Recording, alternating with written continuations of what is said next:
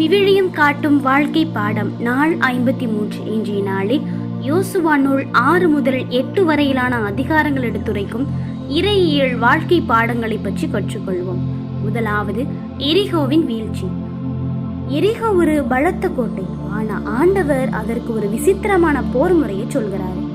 மக்கள் அமைதியாக 7 நாட்கள் கோட்டையை சுற்றி வர வேண்டும். 7ஆம் நாள் எக்காலம் முழங்க மக்கள் ஆரவாரம் செய்தபோது கோட்டை சுவர்கள் தானாகவே இடிந்து விழுந்தன. வாழ்க்கை பாடம்.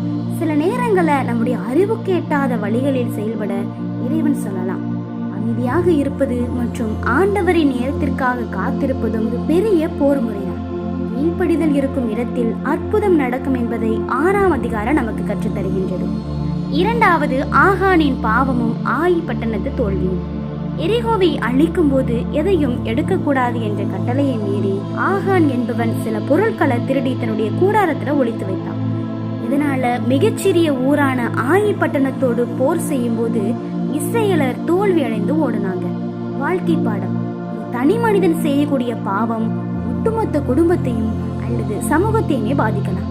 யாருமே பார்க்கல என்று நாம செய்யக்கூடிய தவறு நம்முடைய ஆசீர்வாதத்தை தடுத்து நிறுத்தும். மறைவான பாவங்கள் நம்முடைய வெற்றியை திருடிவிடும் என்பதை 7ஆம் அதிகாரம் கற்றுத்தருகின்றது. மூன்றாவது, ஆயி பட்டணத்தின் வெற்றியும் உடன்படிக்கையை புதுப்பித்தரும். ஆகானின் பாவம் நீக்கப்பட்ட பிறகு ஆண்டவர் யோசுவாவிடம் மீண்டும் பேசுவாரு. இப்போது ஒரு தந்திரமான போர் முறையை பயன்படுத்தி ஆயி பட்டணத்தை இஸ்ரேல் வெல்கிறார்கள்.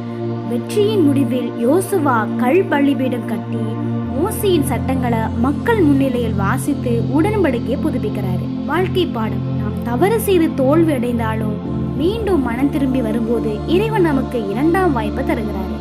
வெற்றியின் தருணத்தில் நாம இறைவார்த்தையை மறந்துவிடக்கூடாது.